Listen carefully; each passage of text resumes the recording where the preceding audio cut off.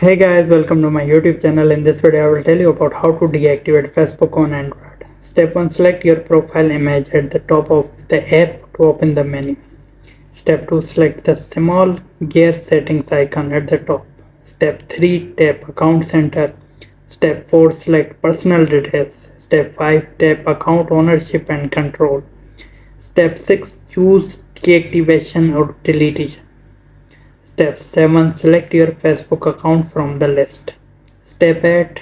Tap Deactivate account if it's not already chosen, then select Continue.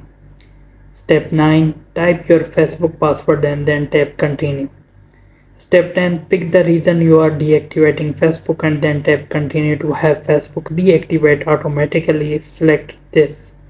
This is temporary. I'll be back. Otherwise, select any other option. Step 11. Depending on the reason you choose in the previous step, Facebook will provide more information about that option or offer alternatives to deactivating. Answer any question and tap Continue to move on. Step 12. Tap Deactivate my account. Hope this guide will help you. Please leave a like and subscribe this channel for more videos and guides like this. Thank you so much.